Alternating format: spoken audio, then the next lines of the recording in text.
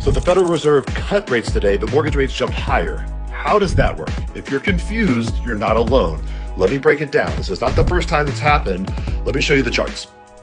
So ultimately, what you need to know, red is bad. If you want to see it in pictures, this is mortgage rates the last handful of business days.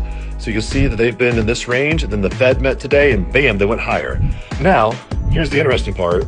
So the Federal Reserve rate was 4.25. The forecast was that they would cut 0.25% down to 4%. That's exactly what they did. That's the actual rate that came in at 4% for the Federal Reserve interest rate. However, so this was already priced into the mortgage market leading up to today's Fed meeting. Everyone knew the Fed was going to cut. It was a 96% likelihood. However, Jerome Powell, the Fed chairman, said that rate cuts in December are far from a foregone conclusion. That's not what the mortgage market likes to hear.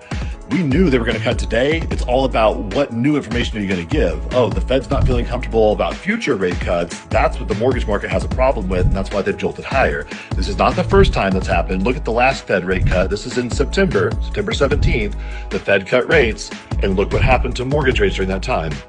September 15th, rates were already at their lowest in anticipation for the Fed to cut. They'd already priced that in.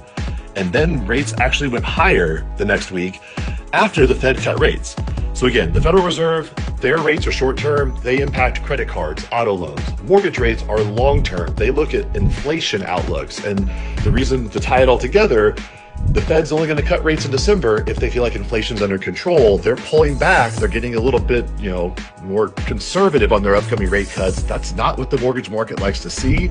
So the mortgage market, unfortunately, has been cushioning against that, and rates jumped higher today. It is a volatile time. We are navigating people through that. So reach out. But the headlines for the Fed rate cuts does not mean mortgage rates got better.